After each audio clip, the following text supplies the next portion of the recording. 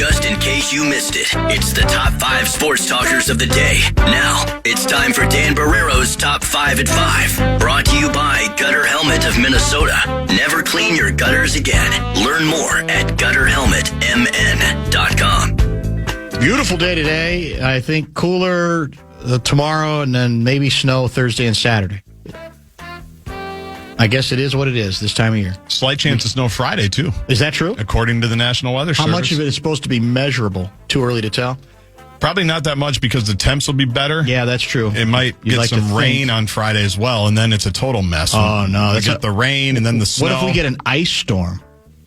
We've kind of had it all this winter. Yeah, that's very, very true, Davey. So many places we could begin. Let's begin on the college level with what happened yesterday. And I believe Washington, D.C., as heard right here on the Fan. 72-70, Duke by 2. Sarr to key the inbound now. Full court pressure from UConn. Sarr gets it into Cam Boozer. Boozer back to Sarr. Now ahead to Caden Boozer, and UConn got a steal. Caravan for Mullins. Long three. He got it. Oh, he got it. He hit it. He hit the long three-pointer from the logo with 0.3 of a second left to go. I don't believe it. UConn has taken the lead with 0.3 of a second left to go in a mad scramble off a steal. Braylon Mullins nails the three-pointer. And the UConn Huskies are 0.3 of a second away from a trip back to the Final Four. Unbelievable. It would turn into 0.4 seconds away, but it didn't matter because Duke couldn't do anything, and UConn advances to take on Illinois. How about the Duke and UConn history in the tournament, going back to your guy, Christian Laettner, knocking him out in the Elite Eight? The shot before he hit the shot in 1991, Christian Laettner knocked UConn out in the Elite Eight. Duke lost to them in 99, lost to them in 2004. Yeah.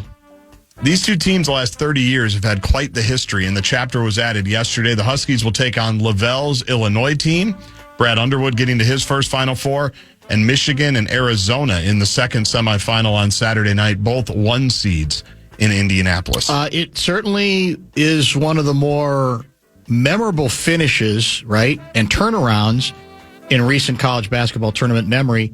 And I think what adds another layer to it is it was the 2 top seeds, right? 1 versus 2? Yes. For me, that's a lot of it. Usually you associate 1 versus 2 as what's going to be nip and tuck the whole way. The fact that you had that kind... We associate those kind of dramatic comebacks usually involving maybe a high seed facing a Cinderella, or maybe even the other way around. But these are the 2 best teams in that regional going at it, as we like to say in the business, hammer and tong. And it's... I gave up on it. I will admit, I had watched it, and then I said, I'm just going to go away from it. I literally did not know until after the game was over that indeed I knew nothing about a last-second shot. I had to see all that on replay. It was crazy after the fact, and it was. Well, I want to save the quarter past segment before we get to Alec Lewis at 5:30. Another element that goes back to our discussion early about Duke being hated, because I think there is another theory being advanced that does make some sense about those final seconds. Now, again, if you don't have somebody hitting the shot, the rest of it becomes moot, right? It's just, great comeback, but it falls short, end of story. But what preceded it, really, not just on that last play, but for much of the second half, I think is also worthy of discussion. That gets into the old, I saw it on ESPN, it was the old, did UConn win it or did Duke lose it? That kind of thing. And I've tended to believe, I got into this subject after the Wolves' dramatic come-from-behind victory over Houston, because that was the debate question then. And I look at it as most times when it's that kind of meltdown, either of those games, both parties contribute mightily. All of it. It's all of it, right? And that shouldn't take away from the drama of it. And but the notion that you always have to pick one or the other, I don't know. Because Houston against the Wolves made a bunch of mistakes. They scored after scoring the first 13 in OT. Then obviously the Wolves scored the last 15.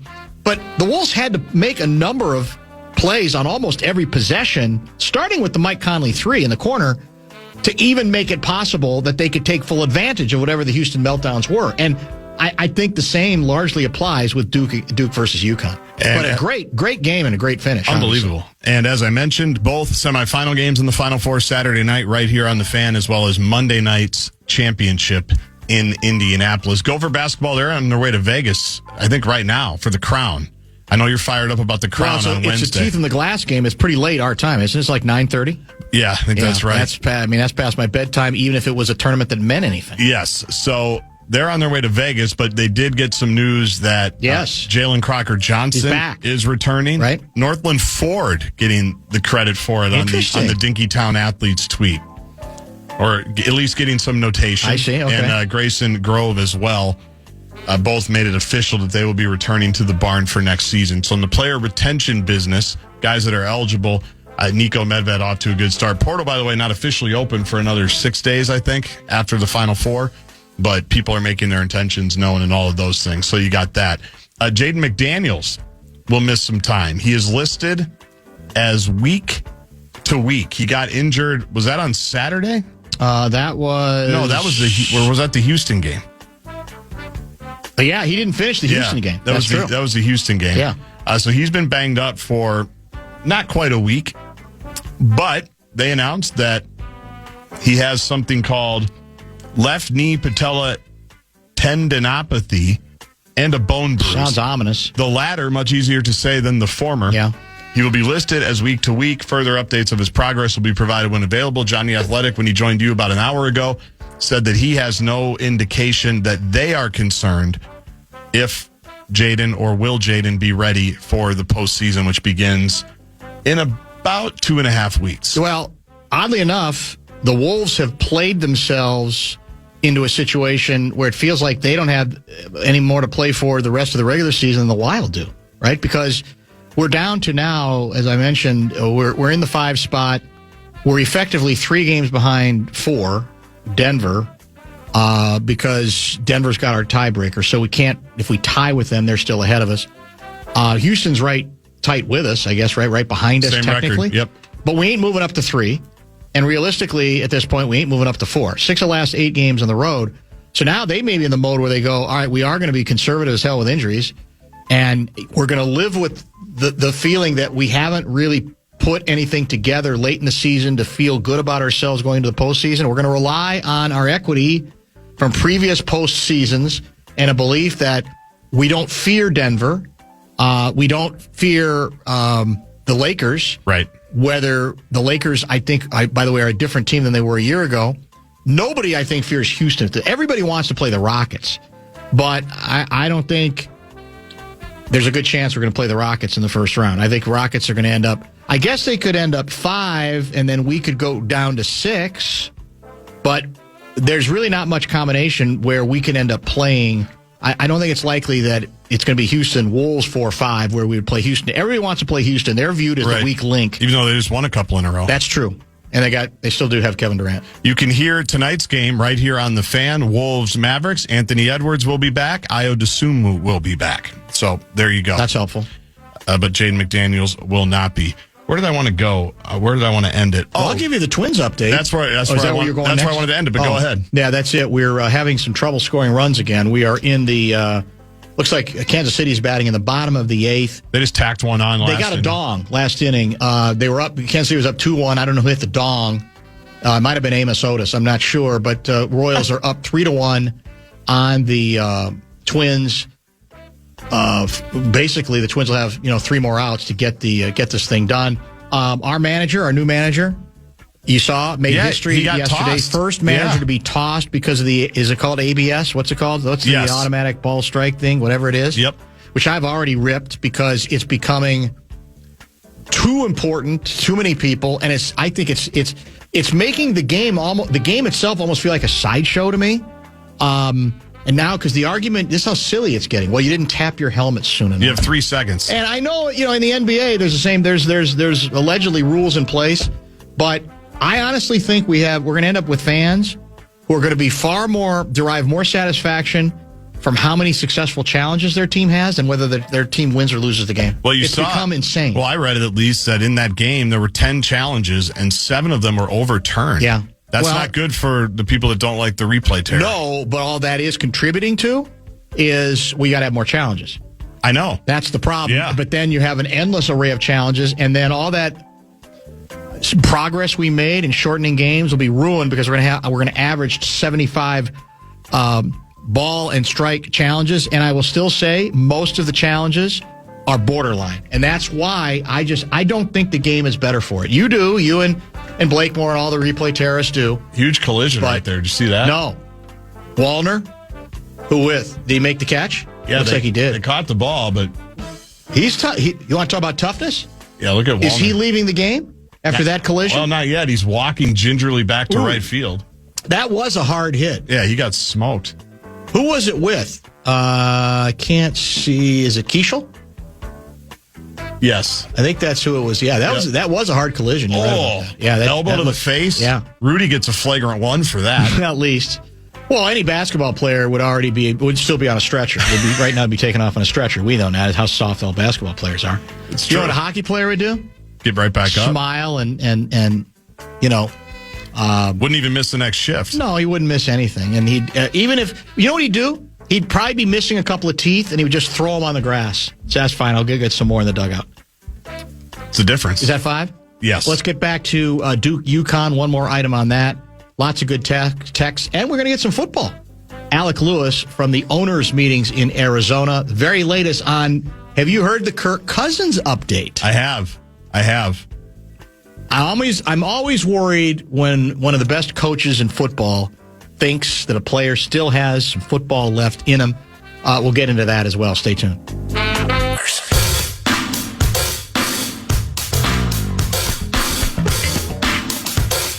Join Muss and Miller Lite at Jimmy's in Vadnais Heights this Thursday from 5 to 7. Stop by for drink specials, games. Register for your final chance to win a spot in the Vikings Foundation Golf Tournament. Full details at KFAN.com, keyword golf.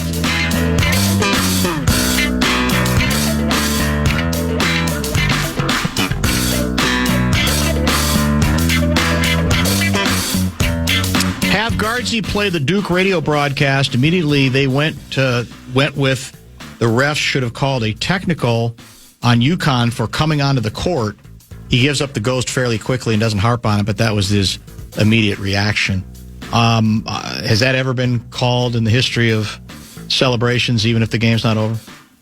I don't know, but I'll say I'll defend the guy. You were bothered by it? No, I wasn't, but I'll defend the guy because when Amaya Battle hit her shot at Williams Arena to send the Gophers into the Sweet 16, and there ended up being time on the. At the time, it went to 000s. They put time back, but we had a good laugh of all the staff members that were pulling players off the floor for that very reason. Because they were concerned about that. Because they were concerned about that. Interesting. So, okay. I understand. So there is some awareness on it. Yes, I understand. Yeah, anytime you leave the court, really, no matter what, or get onto the court. Now, was he thinking of it just as a procedural officiating thing, or was he looking at it from the hometown broadcast point of view? Probably more the latter, but I'll defend him to that extent that it is something that people are aware of and do try to make sure doesn't happen, because you'd hate to be the team and the time that gets called. One of the elements of the story, we were talking about the ongoing hatred of Duke and whether there's as much of it, whether without Coach K at the helm, whether losing the way they did humanizes Duke a little and maybe elicits a little bit of sympathy. I think the conclusion we've drawn largely is that if you hate Duke, you actually reveled in the way they lost, choking a 19-point lead, and the way they lost at the finish on the late shot, the turnover and the late shot. But one of the texters said that he believes part of the Duke hatred that he believes was even conveyed through this whole tournament run is the ongoing discussion on broadcasts about just how smart a lot of the Duke players are, starting with the boozers, right? That they're cerebral. They know how to play the game. They come at it with a great level of intellect and smartness. And because the comeback it's been noted by a number of people, technically speaking, he could have held the ball until he got fouled. Definitely. Now, the danger in that, of course, is somebody could strip it. Or a jump ball. I don't know who had the arrow. Yeah, that's it. Or exactly it. But that was the play he made the smartest play. And the answer is no, because it's the old he jumped in the air, I think, before. First of all, he didn't dribble at all, did he? No, he did. The first thing he did was dribble. The first thing he did was dribble. And that was that, and then that allowed, mistake. and then he picked up the dribble, which then allowed him to be double teamed, and then to jump to try. It was not. I don't know that I would say that's a lack of smarts. That's just you're under pressure. But the part of the point is, well, Duke players, when they're under pressure, they always make the right play, and that wasn't the right play. And there is probably a tendency sometimes with the idea that only Duke players are smart or well coached or know how to handle those sorts of things. The truth is, some of the smartest, most cerebral players ever still have turned the ball over. Yeah. They have panicked in that moment, which it did come off as a little bit of a panic because that was not, that steal, takeaway, whatever you want to call it, was incredibly easy, I think, given the time left with the circumstances. Is basically, if you keep the ball, the game is probably going to be over. Now, somebody mentioned all you have to do is throw the ball straight into the air 30 feet. Yeah. I'm not sure I buy that because how high is that? Is that high enough? What happens if it comes down in the wrong hands? And I don't think anybody coaches in that situation with that much time left throw the ball 30 feet in the air, do they? Well, what's interesting is there's a video that surfaced during the season that is now resurfacing of John Shire showing Trey Jones, in this case, former Duke Blue Devil, with the Bulls about to go out of bounds with about 5 seconds left, with the Bulls clinging to some type of slim lead, and he throws it straight up into the air. Oh, interesting. And Shire says, what can you do in this? What can you do here? You're stuck. Yeah. Rather than throw it, try to save it in bounds. You have it. What can you do? And it was, so again, it's not the same situation. Yes. In yesterday's situation, I don't think you just throw it up in the air. You certainly could have. Yeah. But I don't think it's the crime of the century that you didn't. Can you do the old, I'm just going to throw it well into my front court? Is that even if I don't know that I'm sending it to a player where it might be intercepted? You could. I think that's what he was kind of trying to do. Yeah, and the ball just got tipped. And it got tipped, but part of it was because the way he caught it and just started dribbling as opposed to catch it, see what's going on, then be strong with it. Be strong with it, or then dribble if you feel you can dribble out of trouble away from a double team, whatever the case may be. Yeah. And if it had gotten 3 inches higher, we wouldn't be talking about any of this. That's true. That's why coaches go crazy, because they practiced it. They ran the first couple parts of it perfectly, right? To the corner, back, right up the middle. The guy's right there. You got 2 guys streaking down the court that you've got open if you can get it to them.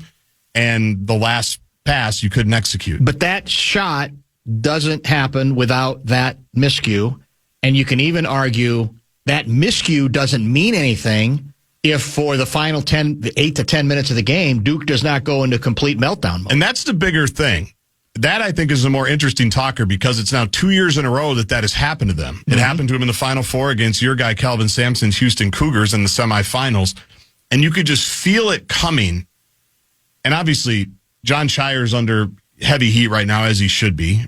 But he's also, as we mentioned... His job's not in jeopardy, is it? No, but people are wondering. They're going, man, 2 years in a row, your team builds a big lead and then just crumbles. Yeah. Different cast of characters. No, that's fair. Different young players. If you're Duke, you're gonna have to listen to that. And that's what you could feel coming yesterday. And you watched, to me, how Danny Hurley Charles Barkley said this, and I think he's right. I know we got a break.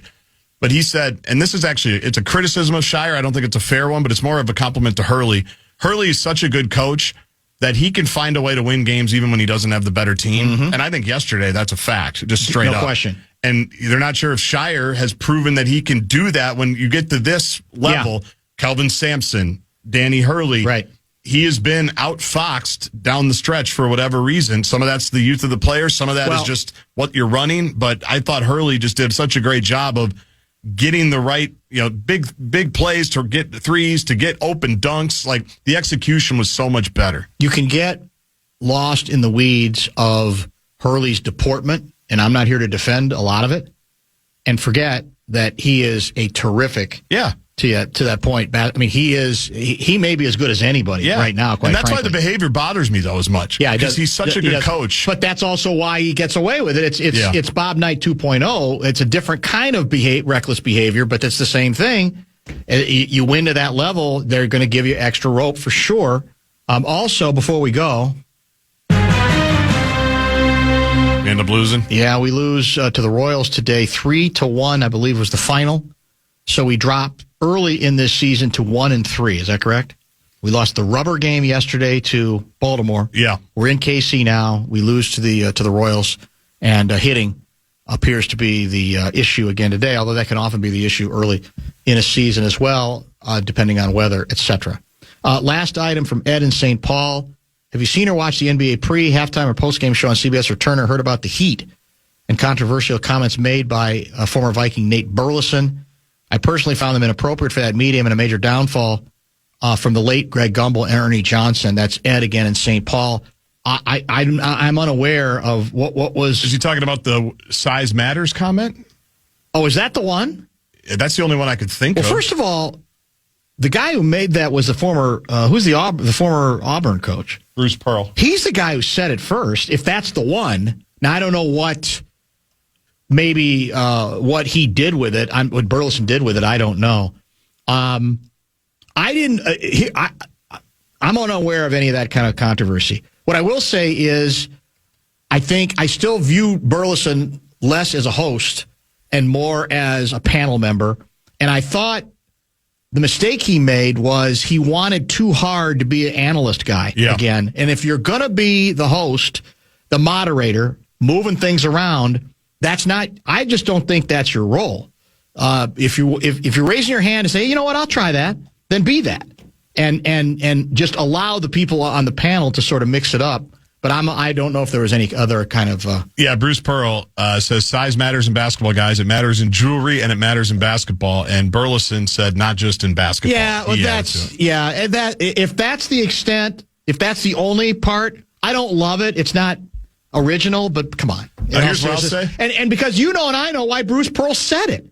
That's the thing. I mean, he can pretend, well, I didn't really mean that, but that's if you really are bothered by that whole phrase, don't use it. And if you do use it, you know why you're using it, right? It's not that difficult. The thing because I agree with you, I don't think it was great work by Nate Burleson. I think it's a hard job. I think extremely Ernie hard. Johnson and Greg Gumbel have made it look so easy. Somebody deserves time to get into it. But I thought, again, you want to analyze too much, then don't be in this chair, be in one of the other chairs. The one thing that just floored me was at one point they were talking about the transfer portal, and how it can work or something, and he brought up the fact that both of his sons are in the transfer portal. He's like, you know, they're blessed about their past, looking forward to their future, but still a little nervous. The kids are in the transfer portal. It's like no one cares. America does not care. That's true. We love them. I hope your kids' health and happiness, but we don't need that your kids are in the transfer portal right now looking for their next opportunity. What is Alec Lewis up to at the owners' meetings in Phoenix? And what are the Vikings up to so far? Interesting comments on a couple of Vikings matters from the head coach already. And a little speculation, kind of confirmed by one of the best coaches in the National Football League, that they're kicking the tires on number 8 here, number 18 elsewhere, Kirko Cousins. Stay tuned. Yeah.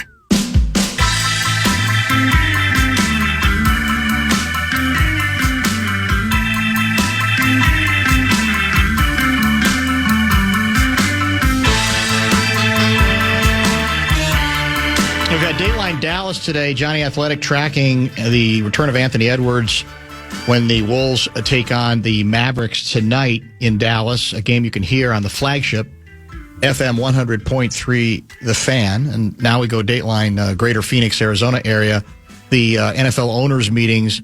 And, of course, Alec Lewis covers the Vikings and National Football League for The Athletic, joins us via the Connecticut Water Systems hotline. Here is your toss-up question, sir. This comes from Tom out of Savage. Can you ask Alec if it is true that the competition committee has never been more aligned and collaborative now that KOC is a part of it, despite lasting an extra hour due to word salad commentary? That's a deep cut to start off. I mean, I'm sitting here by the pool, and I mean, we're getting revved up to begin. But no, it is funny. You hear a little behind the scenes stories of Kevin now being on there with Sean Payton and Sean McVay and Mike Vrabel. I mean, the amount of, I don't know, just juice in the room there has to be fascinating. I can't speak to the collaboration, but only on just the culture of the operation, which sounds sharp. All right, let's get to the update on, if there is one, on Grenard, because I think originally it sounded as if it was likely that he was going to be dealt, that there were some contract issues that were getting in the way of him staying in Minnesota. I believe today the head coach said we expect him on the team and want him on the team. I see a quote from you, from Brzezinski on Jonathan Grenard, really an important player for us, team leader, team captain, etc. Is this just an effort on the part of the Brain Wizards to suck up to the player a little bit and almost hope that there can be some sort of a miracle save here, a miracle resolution when it comes to the contract issue? Or is this more like wishful thinking on the part of the head coach?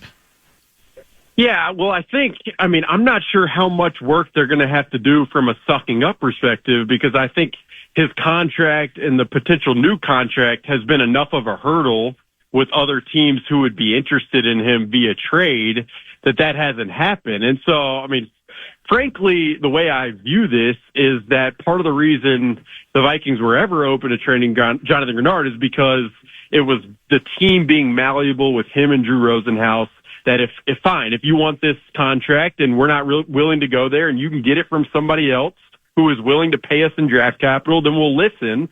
And so then it was incumbent upon Drew Rosenhaus and Jonathan Grenard to find another team willing to pay that. And thus far, I don't think they have. And so, right now, and these things, as you know, Dan, they can be, very fluid, whether Kevin O'Connell sits with Howie Roseman by the pool in an hour or around the draft or in the future, these things can change. But right now, I'd say it doesn't really feel like there's anything imminent.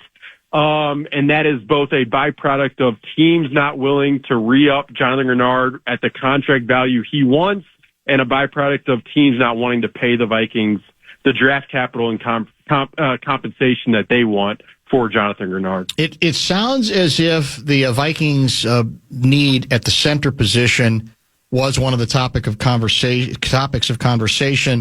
that KOC was involved in today. What interesting nuggets did we learn regarding that search?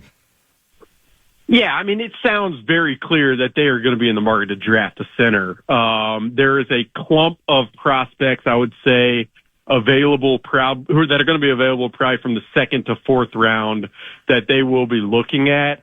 Whether that potential draftee starts day one, I think that's more of an up in the air question. But in the meantime, it also does sound like Blake Brandel, who's been they've touted him for years as like he can play all five positions, and we love his depth and versatility, but they've never really shoehorned or pigeonholed him into one position. It sounds like they're doing that with him at center throughout the next few months. And then if they draft someone, it will probably be kind of a mano-a-mano look in training camp for who gives them the best opportunity. But I would be shocked at this point if they didn't draft a center in one of those middle rounds. What caught your attention in your the Jackals scrum with the head coach today?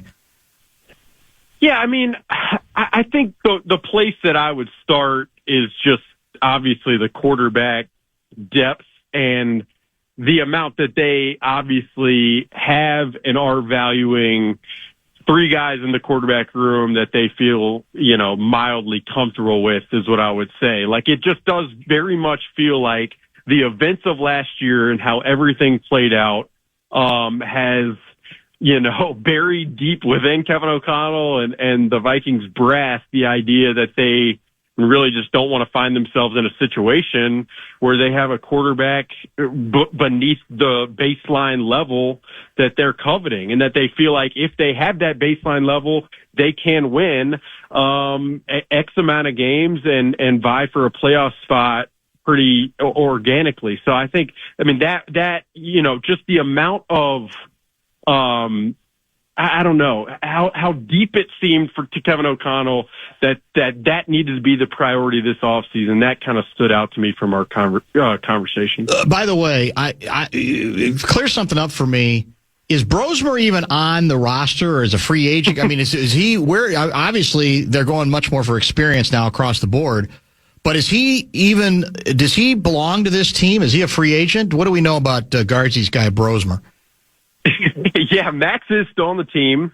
I actually saw him Saturday at Gophers practice. Oh. It was his birthday, and he was spending it listening to classical music as the Gophers did a football practice at the indoor facility. But all seriousness, I would be, the expectation for me is that they're going to try to get Max to the practice squad. Right. They won't have to make those declarations for months, but that seems to me the most sensible route. And then, if another team plucks him, that happens. If not, then they'll keep him around. And they even though it played out the way it did, there is still they still really like having him around. They still believe in him. Obviously, it didn't go well, and they don't want him to be a snap away from being a snap away, but they can keep him. I think they'd like that. So now official on Addison, correct? We picked up the 5th-year option. I don't think that was a particular surprise. So what does that mean about his present and even potentially Addison's future with the Purple?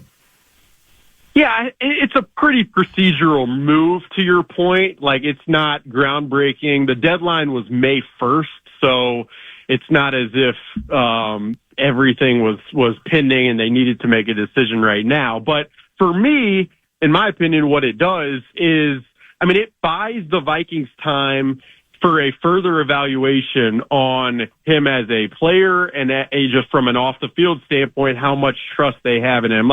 It's clear through conversations they still view him as an essential cog to the offense that they want to have in 2026. I don't think that precludes them from drafting a receiver in the next few weeks. I wouldn't be surprised if that happens as well. But this, picking up the 5th-year option, securing him at a fixed cost, allows them to evaluate him in 2026. And then if they get to a place where they feel like an extension is warranted, then they can broach that at a later subject. But I think the 5th-year option for a receiver is $18 million. That's the 25th highest paid contract. So it's a pretty standard procedural move. You retweeted an item from Nate Tice. I think it was a Yahoo Sports piece in which he wrote about what he describes as the possibility that the quote-unquote imperfect fit might just work between Kyler Murray and the Vikings. What was the gist, the premise of the Nate Tice reaching that conclusion?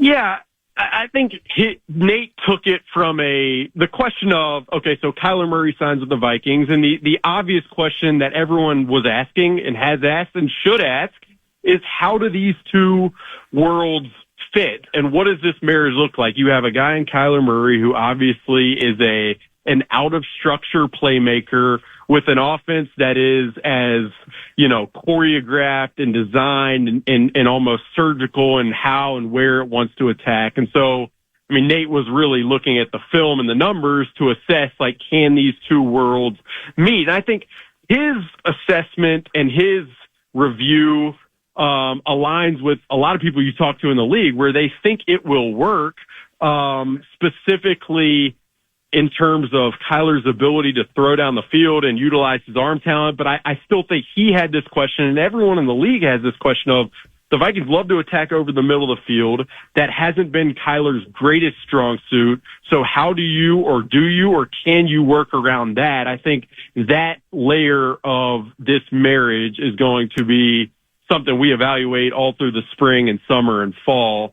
And I expect after conversation today that a lot of the reps, specifically in the fall, will go to Kyler. So it should give us a pretty clear picture of how things look. Alec Lewis, covering the owners' meetings in Arizona, joining us this afternoon or evening on the Fan. One other Grenard thought came into my head that I want to come back over, because on the text line, when we've discussed his situation, there have been a number of people who said they're galled with or they find great gall and gumption in the notion that Grenard's agent wants more money, despite the fact that some of his production last year did not measure up to the year before, even though by current standards, his money is probably low despite some of that production. Now, give me your view on all of the important production aspects, including some of the inside stuff, comparing his 24 and 25 season. Because for a lot of fans, he wasn't anywhere near the players, so how dare he even ask for anything at this point? He should be happy with the contract he has. How did the Vikings grade him last season? Yeah, I mean, the Vikings really still strongly believe that he is one of the, I don't know, probably top 15, 20 edge rushers in the NFL, like at a bare minimum, and that value tends to hover around $20 to $25 million in average annual value. And so he's owed $19 million in 2026, $19 million in 2027. I'm ballparking numbers here, but let's say Drew Rosenhaus wants a $5 million increase per season.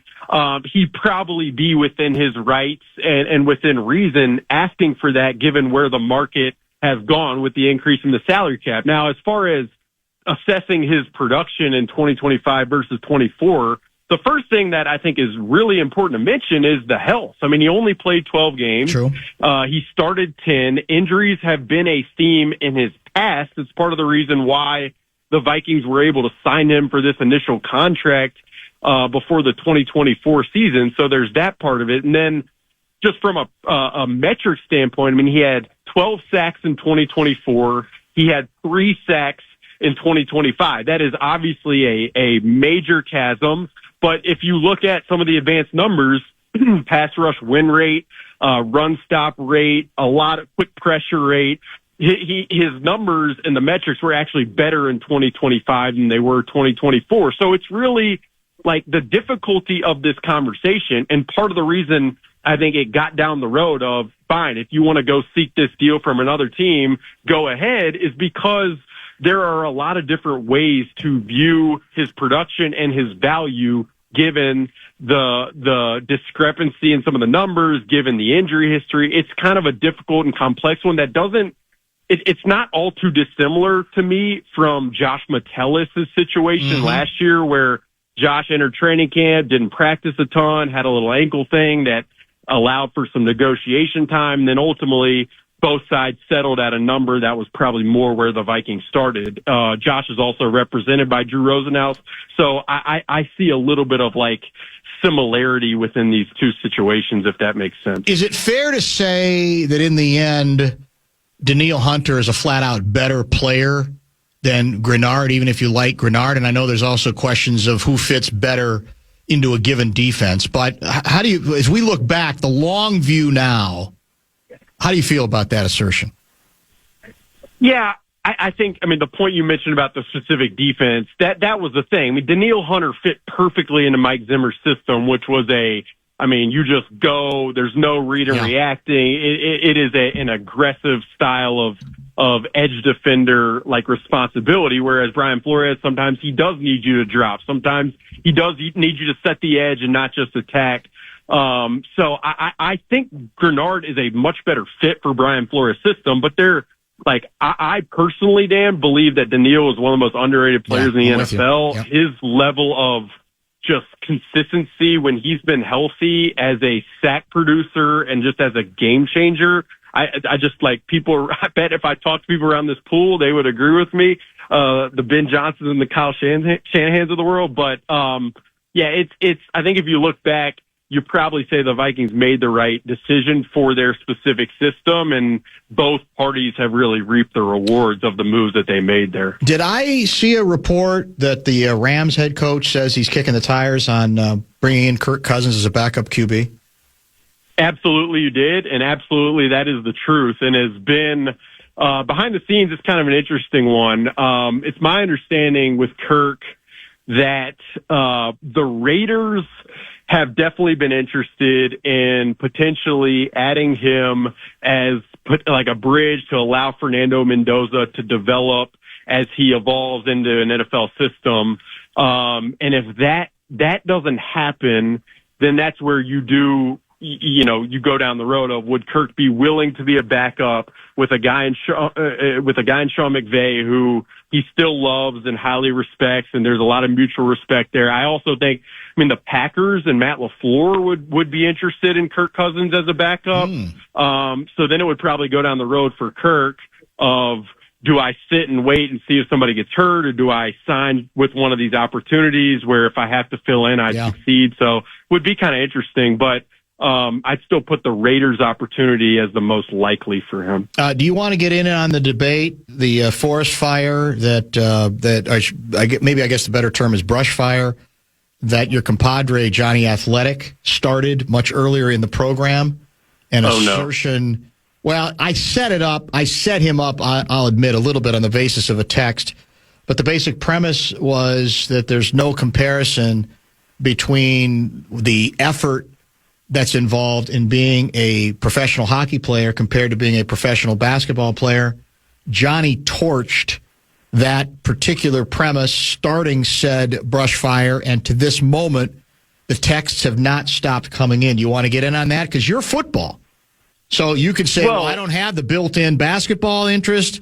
Well, you may have the interest, but you don't cover it. You don't have the built-in hockey deal that you're not going to be objective that way. Do you want to try to break the deadlock? Well, I'm curious to go back and listen to John's reasoning against hockey, because you know this, I'm from Alabama. I don't really know anything about hockey, but I marvel at the level of the skating ability and the stick ability and all this stuff that I am acting like I have any idea about that I really don't know about. But I think John, as usual, he's just underplaying the sport that is. I think hockey, I'm catering to the audience here, but I have the utmost respect for those guys, and it's not to take anything away from the Naz Reeds of the world, I promise. Well, hockey doesn't have any load management. Basketball does. I'm a basketball guy, but that part of it's undeniable. That's why is there a 65-game minimum rule in the NHL? No, they don't need it. But obviously the NBA did. There was a reason that rule was put in. So we'll have to see. What are any other? It looks to me like, based on the photos, the backdrop, the aesthetics where these meetings are going on are almost ridiculous. How cushy it is, and so I'm not sure that lends to a sort of the pit bull media mentality that I'm looking for at a time like this. Does it soften all you guys up? Do you think that's part of the idea? Yeah, absolutely. It's a strategy. There's no question. You get us out here. We've been in the Minnesota winter for months, and we're here. Earlier today, I'm sitting here, and here comes Kyle Shanahan, and these guys are dressed to the nines. You got Liam Cohen with a Louis Vuitton shirt, buttoned into sweatpants. It is absurd, and it's distracting, and so you can't focus on challenging and holding to account these people who are, you have to do it. So it's definitely strategic, but I will say, coming down here, I thought to myself, I'm from a Viking standpoint, things are pretty settled until this draft. And I think this draft will be a fascinating one because they have as many needs as they have.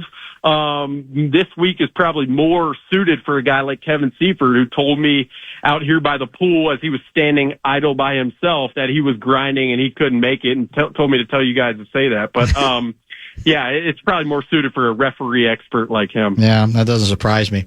Well, have fun out there. Do just enough reporting so you don't blow your cover any more than you already have, and we will talk to you soon. Thank you. Anytime. Thanks, Dan. Appreciate it. You guys be good. Absolutely. You as well. Alec Lewis from The Athletic.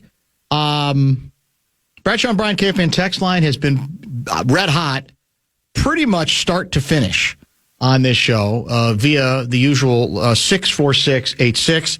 We'll come back with one text in particular I want to get to, and then maybe ode to a dead guy as well. Stay tuned.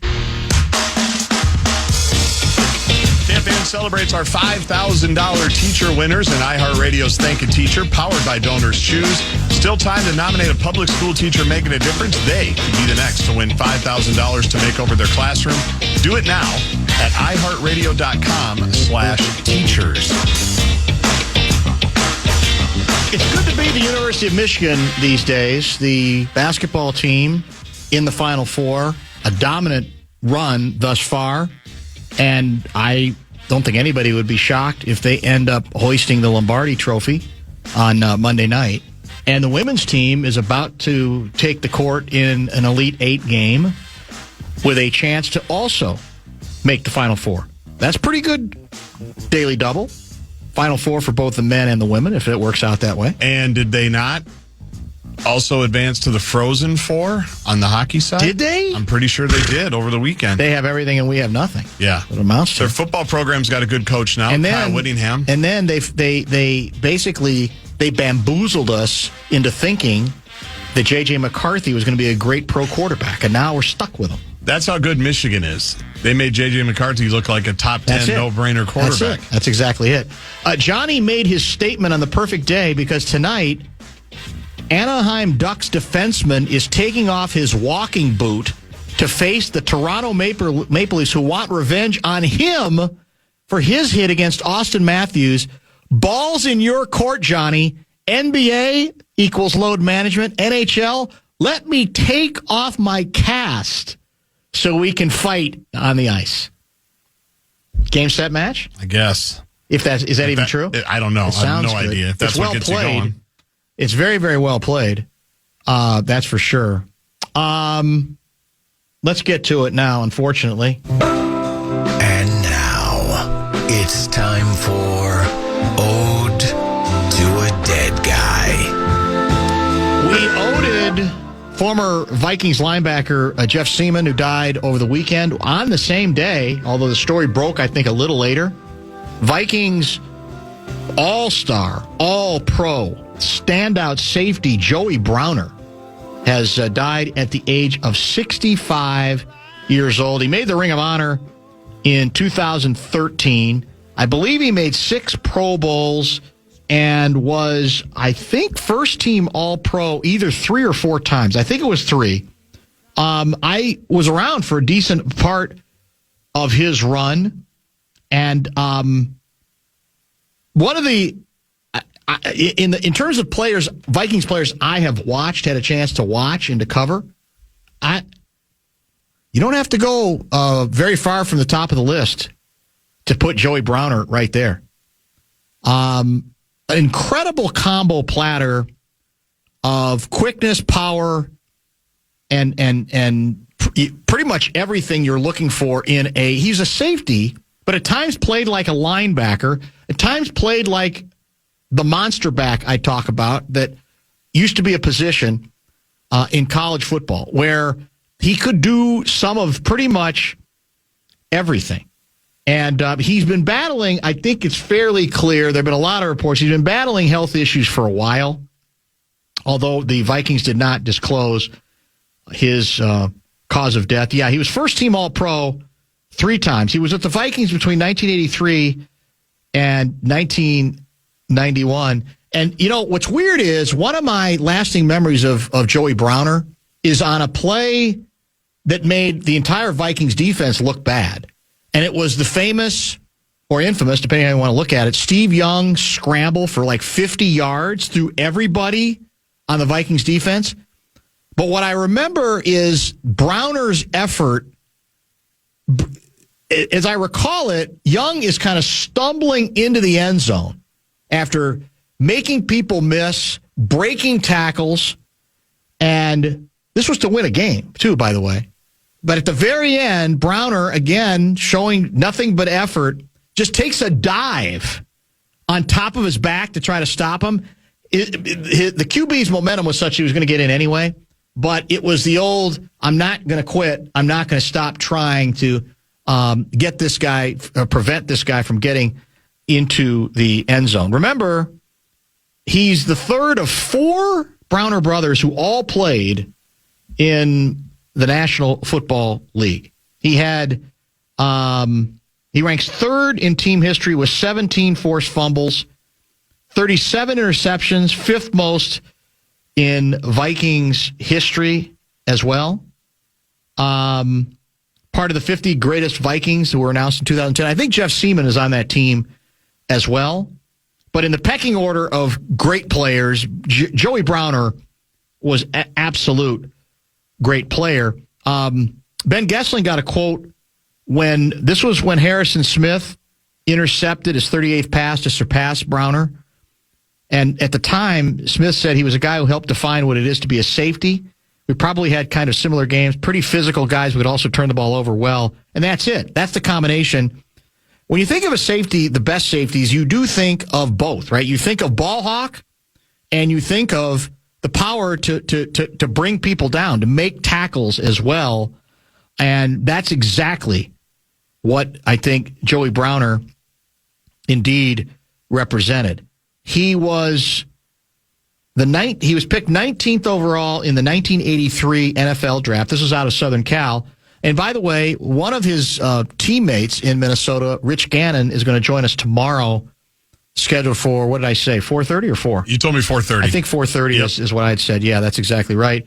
So Gannon, we'll talk to Gannon about a lot of stuff, but what his remembrances of Joey Browner would be another one. And again, Gessling reminds us that Browner was the only time the Vikings drafted a safety in the first round until Harrison Smith was taken with the 29th overall pick in 2012. Should also mention on the All-Pro thing, first team All-Pro, not Pro Bowl.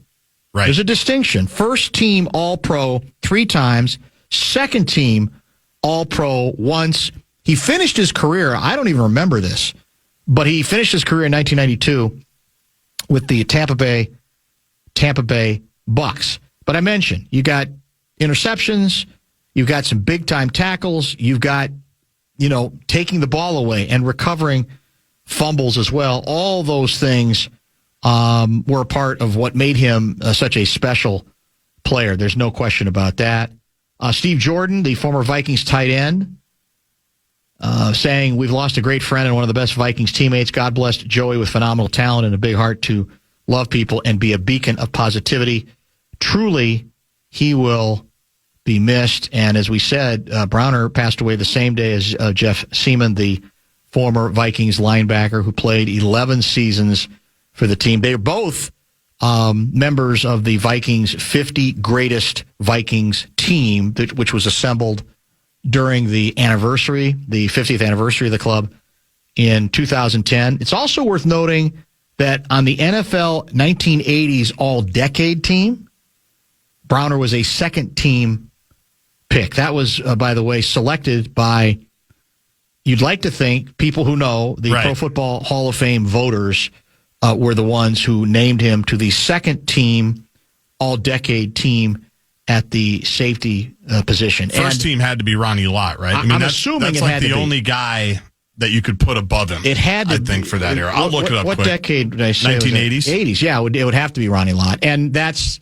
the beauty of it, is that if you're second only to Ronnie Lott, you can still be incredibly great. And Ronnie Lott was absurdly great. And, of course, he also had the advantage of playing on a lot of winning teams. And, by the way, a lot of the reason they won was him. Wasn't Ronnie Lott, you want to talk about toughness? Yes. Wasn't he I know where you're going. The football player who basically was told, well, if you want to keep playing, we're going to have to, remove the tip of your finger. We can't save the tip of the finger, so we're going to have to slice it off. Yep. And Ronnie Lott raised his hand and said, "Slice it, Doc. Do it. I'm going to keep playing football." A hell of a quote, too. Hell of a player, and a hell of a quote as well. Ronnie Lott and Kenny Easley were the two first-team safeties. There you go. I mean, those are all-time players as well. There's no any question about that. Those are really, really big names for sure. If you go to the People's Stadium this fall, you will see, for any game, multiple Joey Browner jerseys still to this day. Is that true? Yeah, if you go, he's one of those guys. Right. He's one of those guys that just generation. And for my generation, I think you'll appreciate this because of how you and your dad used to watch games. He's one of the first players, because I was young when he was playing, 8, 9, 10 Sure, at the end of his career. But he's one that I can vividly remember. Like when you go to a game, my dad would tell me, well, that's Joey Brown. That's the guy, yeah. Watch 47. Yep. Like I have a vivid guys. memory of that. Yep. There's only a few of those, but that's why you're hearing what you're hearing about him today. That's very well said. I think somebody's asking, was Joey Brown one of the original monster backs? For me, yes. Because when I think of that term, which I think is underutilized, he's the kind of player I think of. He technically played safety, but had some linebacker capabilities at times, ball hawking capability at times. He could do pretty much everything on the field, and that's what I associate with the physicality of a monster back, but the elusiveness of a defensive back that's just making plays that you don't necessarily associate with the linebacker position. And technically he was not a linebacker, but I thought some of what he offered had linebacker-like possibilities, and that's to me why the monster back description fits him very nicely. Let's come back and wrap up the program. Remind you what we have coming up on a very special program tomorrow, right here in the Fan.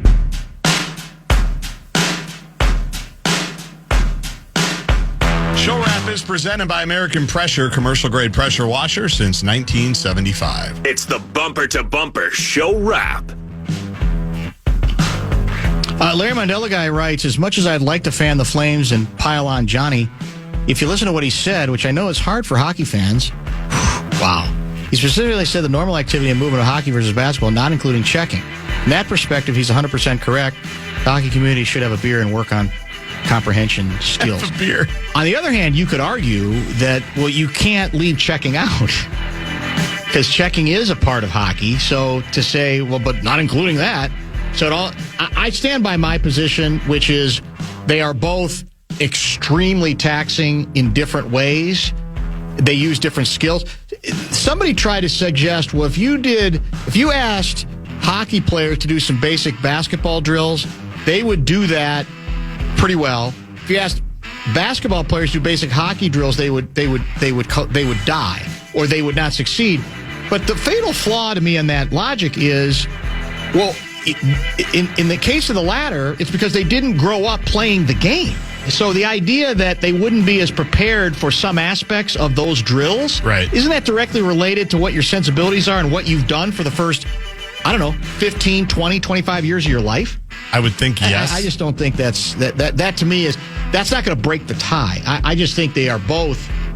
And I think, again, we get the anti-basketball people get too lost in the effort thing as if it's the only sport in which effort can ever be questioned, and that's just nonsense.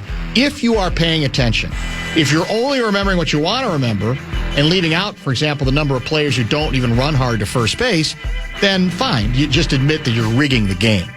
Tomorrow, Rich Gannon will join. Luigi will join tomorrow as well. Maybe we can get him on that controversial subject. Today, outstanding contributions from John Athletic from Dallas, where the Wolves will be taking on the Mavericks later tonight, right here on The Fan.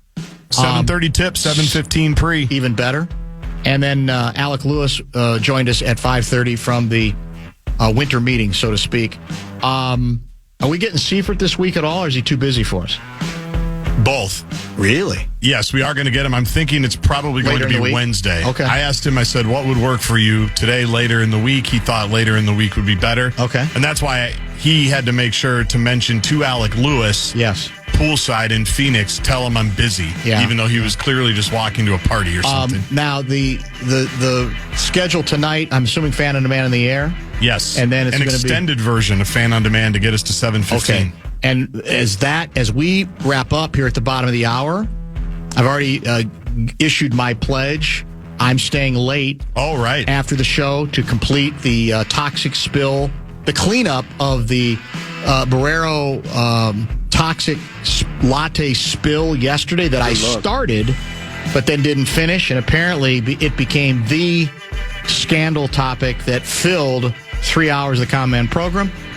The claim being that he couldn't have his meal because he couldn't micro it, when there's a second micro about 5 steps from where he was that I use every day, actually, and I haven't soiled that one yet. So in any case, not yet. It's early. So that's my pledge. It will be clean as a whistle tomorrow. I can't be held responsible for what the morning show does to it, to maybe continue the bit, or others to try to continue to get this thing going. But I have, as soon as I heard about it, which wasn't until the text line, I had no idea this had been a topic. You didn't either. It exploded like your coffee in that microwave. Exactly. I immediately took full responsibility for it and said, I started cleaning it up, and then I forgot the damn thing. I left because I was in a hurry to get out of here on Sunday morning, or at Sunday at 11. So that will be rectified no matter how long it takes. I got a full set of wipes to make sure that it's all the leftover foo-foo remnants of the drink are out. And then the plate that goes on kind of in a circle, that'll be cleaned up as well. All right. And then it'll be up to anybody to do what they want to do. Or, as I said, just use the other microwave that was available right there. Yeah. I look forward to 12:06 tomorrow when it gets brought up again. Oh my God, 12:06. You think it'll be that late? Well, he has a long intro. Yeah, that's true. He has a long intro. That's very true. Yeah, because I guess it was they played it like as a mock mystery. Like, who could it be? See, the good contrast is I don't need to be a detective to know that if I walk in and there are food crumbs that I have to clean up, it ain't a big mystery to know who left them there. This one apparently was more of a mystery as a result. You think there's a reason that I've come in with wipes for the last 10 years of doing this show? You think that's just an accident? Well, you didn't have to do it today because you couldn't microwave his food. Maybe that's the beauty just start of it. Spilling in the microwave every night. Maybe that's the answer. Or how about he could just eat earlier. Start his column earlier as well. All those things might be possible.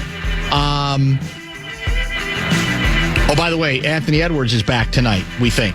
And DeSumo, we think. DeSumo is back, we think. Jaden McDaniels is out now, perhaps for a longer period of time. Week to week. And we are really right now fighting, basically, right, for 5th and 6th.